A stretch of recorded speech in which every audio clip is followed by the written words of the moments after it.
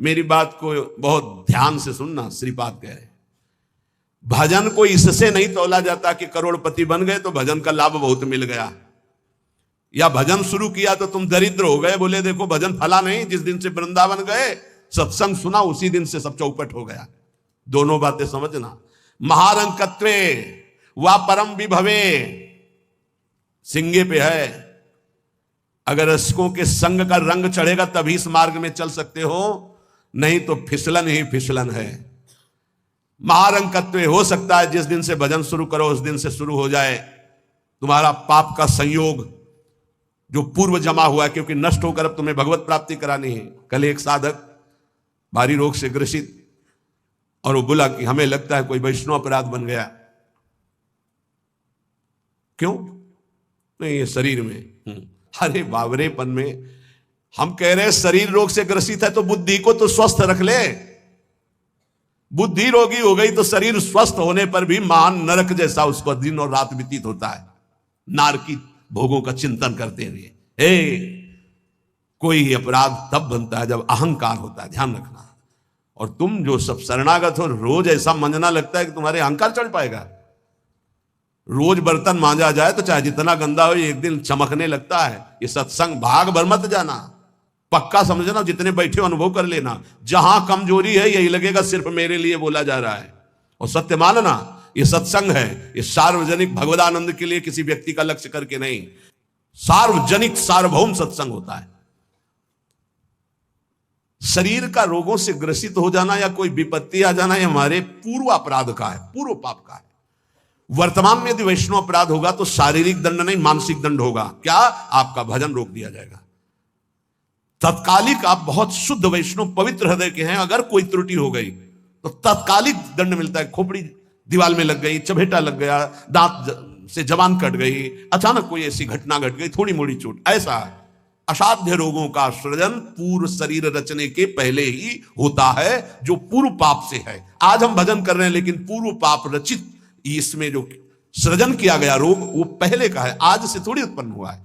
तो साधक को बहुत विवेकवान रहना चाहिए, नहीं तो अब हमारा शरीर अस्वस्थ और बुद्धि अस्वस्थ, यही मूर्खता नहीं। शरीर स्वस्थ और बुद्धि स्वस्थ है तो हम परमानंद में मगन ठिंगे पे रखा है।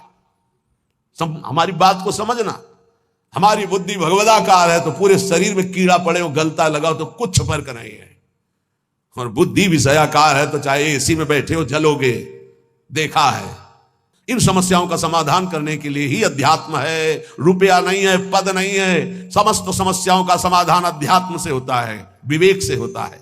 ध्यान दीजिए, परमार्थ पे चल रहे हो तो महारंकत्वे वा परम विभवे, हमारे कदम नहीं रुकेंगे चाहे हमें ऐसी परिस्थिति दे दी जाए कि भोजन के लिए भी तरसने लगे, और चाहे परम विभवे। ऐसा होता है, ये ना सोचे दोनों बातें होती हैं। एक है चक्रवर्ती सम्राट अम्बरीश जी महाभागवत, और दूसरे चीदर चिदरानी जी महाभागवत, जिनके यहां अतिथि पीपाजी सीता सहचरी आते तो अंदर जाकर अपनी पत्नी से कहते कि आज तो बहुत बड़ा अनर्थ हो जाएगा। उनका क्यों भगवान? बोले बहुत बड़े संत अतिथि आए और आज हमारे पास कुछ नहीं है। जरा विचार करना, उनके घर में दरवाजे और खिड़की भी नहीं रह गई थी। क्यों? संत आते तो खिड़की बेचे आए, 4 मुट्ठी चावल उबाल कर उनको पवा दिए, दरवाजा बेचे। मिट्टी का पात्र था जिसमें रसोई अमनिया करते थे, कुछ नहीं रह गया था जो बेचा जा सके। एक वस्त्र शरीर में था चिदरानी जी के। उन्होंने कहा भगवान अतिथि भूखा नहीं जाएगा। पढ़ के देख लो भक्तमाल जी में श्री नाभा जी ने चरित्र लिखा, जो दिव्य दृष्टि संपन्न महापुरुष। कहा कैसे? बोले वस्त्र है ना कुछ तो बिक ही जाएगा, तो अतिथि को कुछ ना कुछ 4 मुट्ठी चना ही मिल जाएगा। अतिथि तो भूखा नहीं जाएगा, संत तो भूखे नहीं जाएंगे। और महाभागवत जिनके दर्शन करने द्वारिकाधीश के दिव्य दर्शन करके सीता सहचरी और पीपा जी आ रहे हैं, उनके दर्शन करने। स्थिति क्या है? खाने पीने की तो बात जाने दो, पहनने के लिए भी सीधे वस्त्र नहीं, एक ही वस्त्र था चिदरानी जी के, उतार के दे दिया। बेचा जाके जो कुछ भी का, जो कुछ भी रूखा सूखा पत्तल में लगाया और बाहर पीपा जी सीता सहचरी के साथ पाओ भगवान।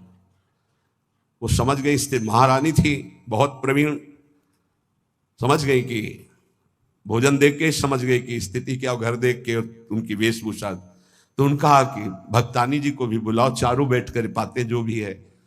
वहां नहीं नहीं आप आइए, वो तो रसोई में है। तो उनका फिर क्या होता, मैं रसोई से लिवा लाती हूँ।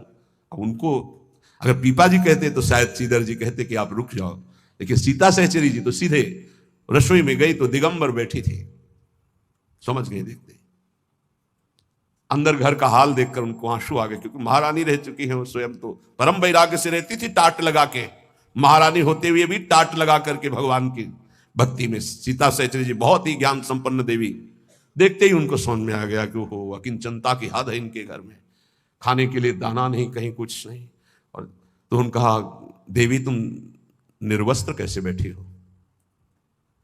तब उन्होंने कहा अरे हमने सुना था आप द्वारिकाधीश के दर्शन करके आ रही, तो जब मिलेंगी तो रूप माधुरी का वर्णन करेंगी प्रभु की। क्या इस नासवान शरीर की चर्चा चला दी? जब पैदा हुआ था तो आभूषण और वस्त्र पहन के थोड़ी हुआ था, दिगंबरे हुआ था, और जब जाएगा तो जला दिया जाएगा। बीच में अगर दिगंबर है तो क्या फर्क पड़ता है? बाहर आई और पीपा जी से कहा इनकी निष्ठा के आगे हम लोग कुछ नहीं है। उनको था कि राज सुखों का त्याग करके कष्ट पूर्वक भगवान का भजन करते हैं, ये अद्वितीय रहनी है। पर उन्होंने कहा जो चिदर चिदरानी जी की रहनी, उसके सामने हम कुछ नहीं है। पूरी स्थिति बताई तो पीपा जी कांप गए। ऐसी स्थिति देखो, महारंकत्वे अम्बरीश जी चक्रवर्ती सम्राट परम विभवे, ये भक्तों में दोनों स्थितियां पाई जाती हैं। इन स्थितियों से भक्ति का कोई संबंध नहीं। ये पूर्ण पुण्य का संयोग बनता है तो मान वैभव संपन्न है। एक अकिंचन भाव से रह रहा है, नहीं है उसके पास, तो भक्ति से तुलना नहीं की जा सकती। इसकी भक्ति कमजोर है, इसके पास वैभव नहीं, उसकी भक्ति बहुत जोर है क्योंकि उसके पास वैभव नहीं।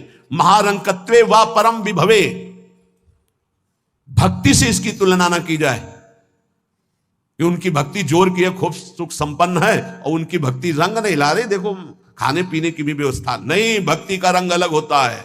देखो चिदर चिदरानी जी और देखो अम्बरीश जी, दोनों महाभागवत, एक चक्रवर्ती सम्राट और एक खाने को भी नहीं, दोनों महाभागवत। ऐसे ही आप जब भक्ति के मार्ग में उतरे तो महारंकत्व हो सकता है, ऐसी परिस्थिति आ सकती है। हिम्मत मत हारिए। ये जरूर ध्यान रखिए कि अखिल विश्व ब्रह्मांड की रचना एक पलक झपकते जिस मालिक ने की उसका मैं दास हूं। इसी ठसक में नरसिंह मेहता जी का भात द्वारिकाधीश ने स्वयं भरा, और सब जानते हैं सोने चांदी की वर्षा करवा दी। उनके लिए कोई दुर्लभ बात है क्या? वाह बहुतरे सुखे वा दुखे, भक्ति मार्ग में चल रहे हो तो हो सकता है सुख विधान चालू हो जाए, हो सकता है दुख विधान चालू हो जाए।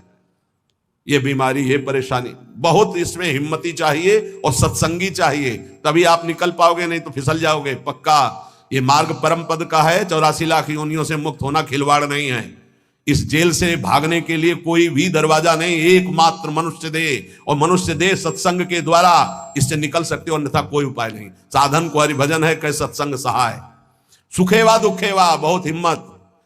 भारी से भारी सुख का विधान मिल सकता है, नाम मत छोड़ना, भजन मत छोड़ना कि हमारी पूर्ति हो गई, जो चाह मिल गया, फिर भी फंस जाओगे। और दुखेवा, अरे जब से भजन शुरू किया बड़ा दुख आना शुरू हो गया। नहीं, ये मार्ग की सुख दुख वृत्तियां, इनमें अपने परमार्थ को मत रोक देना, आगे बढ़ो। एक आगे ऐसा स्थान है जो सुख दुख दोनों से परे महान परमानंद स्वरूप है।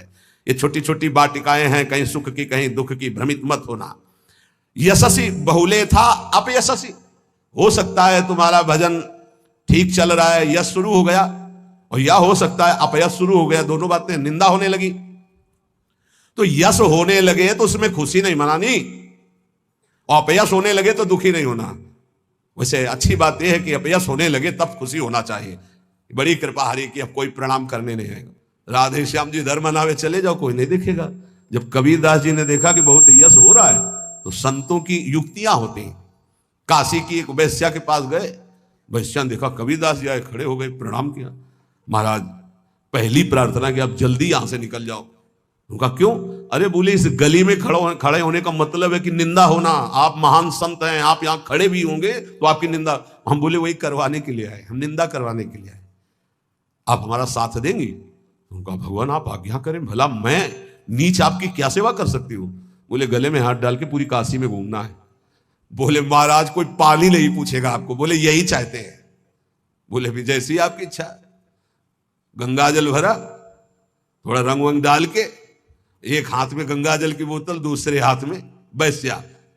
अरे बोले देखो देखो, दूसरे दिन से कबीरदास जी की कुटिया शांत, कोई प्रणाम नमस्कार नहीं।